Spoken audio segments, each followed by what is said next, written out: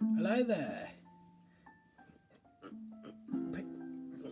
Sorry about that. Hello there. We'll start again.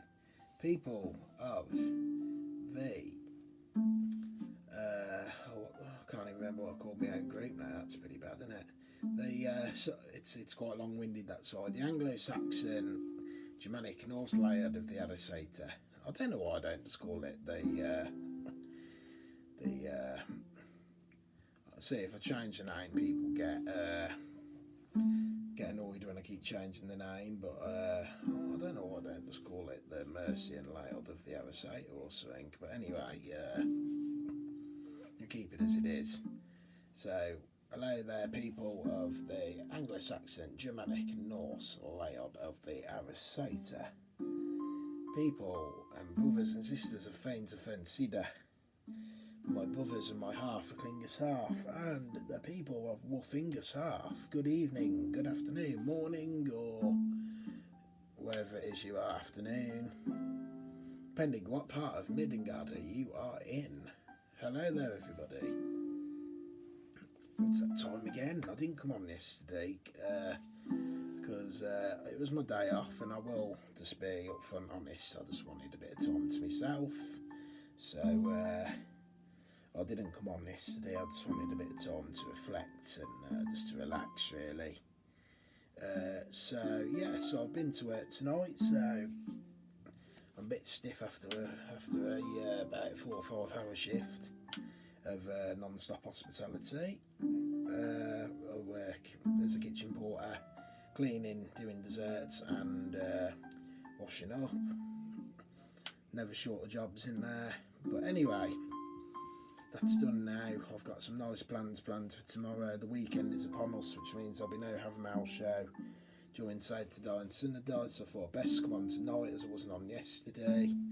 And we will do chapter 54 and 55 of the Havermal. The background music once again is Varg Vikernes.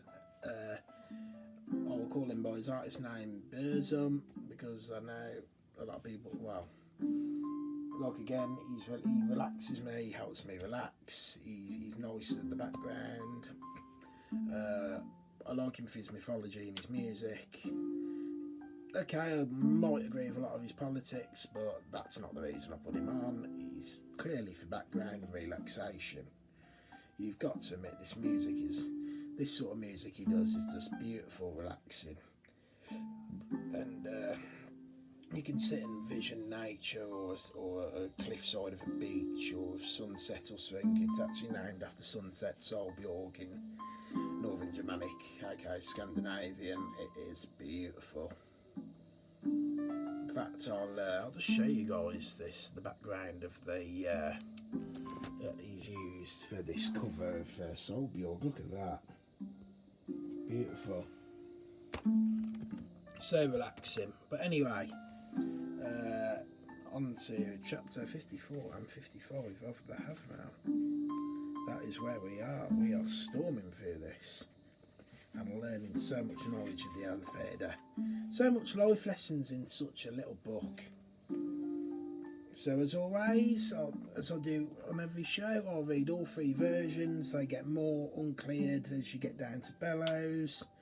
Bray writes it in modern English but talks in a much more medieval form of tongue in modern English, and as you go through it gets easier to understand and we break it down as we always do. Same goes for chapter 55, and that's what we do on these little shows. So here we go. Chapter 54. Wise in measure, let each man be, but let him not wax too wise, for never the happiest of men is he who knows much of many things. And that's Bray's version, which of course is written a modern term of English, so medieval that we've got to use Thorpe and Bellows to break it down easier. Moderately wise should each one be, but never over wise. Of those men, the lives are fairest who knows much well.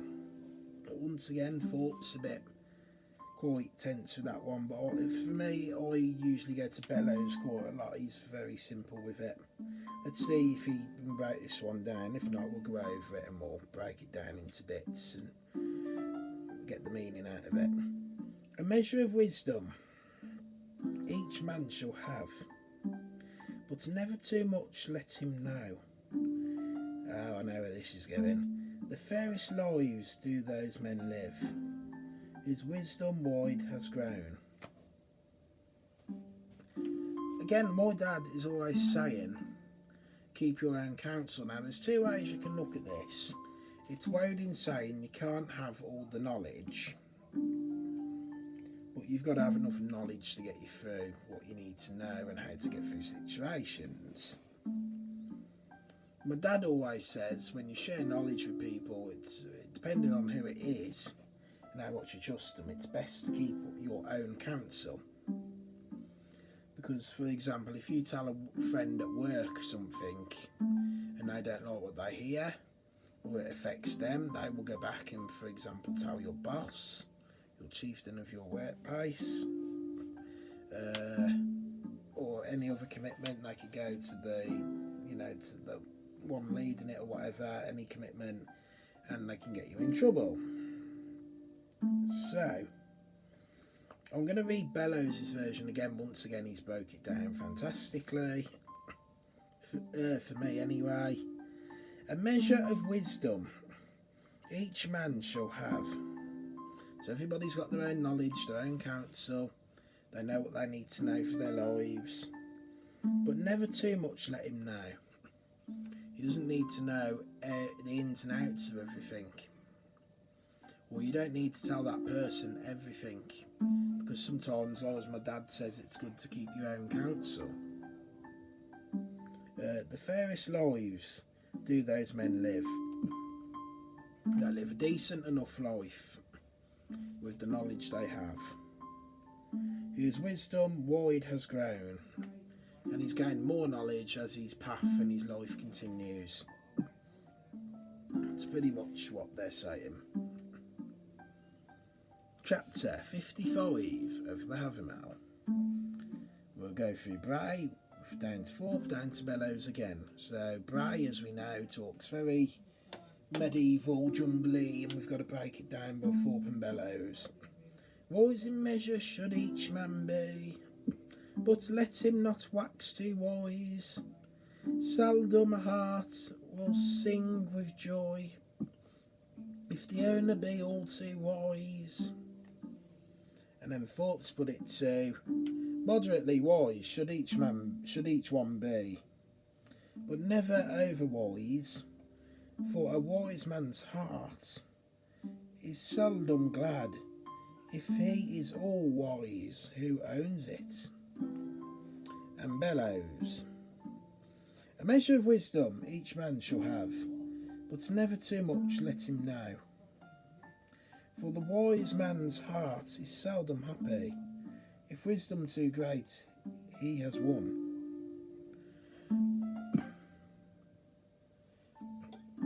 So it's basically the first two opening lines of chapter 55 is pretty much the same as 54. A measure of wisdom each man shall have. So much knowledge, the Elfader will give him the element to have, but never too much let him know, as chapter 54 also said. For the wise man's heart is seldom happy. For, the wise man's heart is quite happy. He's happy with where he is, what he knows. If wisdom's too great, he has won. Basically, if he overdoes his wisdom, what he could be saying is if he knows all, he'll have nothing to live and discover. He'll have won everything, and it'll just basically, in a way, be boring. If you know everything, what's the point in living? You can't go out and discover. It's good to learn new things every day and as you go on. I think that's pretty much what he's getting at in 55. If he knows everything he's won, he wouldn't have to, ever leave the house. He'd have an answer that is correct for everything, Nobody knows everything. The gods and the weird sisters will never give us the elements to know everything. You know, everyone's different, it's what makes us unique. Nobody would have all the answers. There's only one being in this universe that has all the answers, and that's the Elephant the Woodin. You know, because he had the knowledge of power, and of course Mimir as well. The well of Mimir give him this Mimir. In Anglo-Saxon, I've discovered him to be known as Mimir. Mimir gives him the knowledge. It's not very similar name in both dialects. For Mimir, Mimir. Wodin's great ally, and his well give him the knowledge and sacrifice for his left eye. I think it's said to be his left anyway. Or is it his right now? No, it is his left eye, I think. Is it his left or his right? I can't remember. Well, one of his eyes. I know Marvel gets it the wrong way around. I'll Google it actually. Let me just list this off because that's done now. Let's do a bit of Googling. 56 and 57 will be started next week.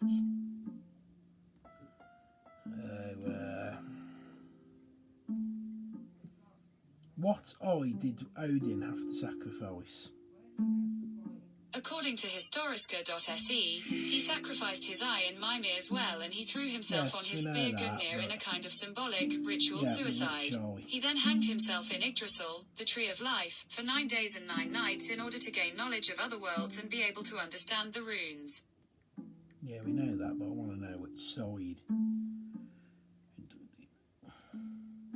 Yeah, it is his right eye.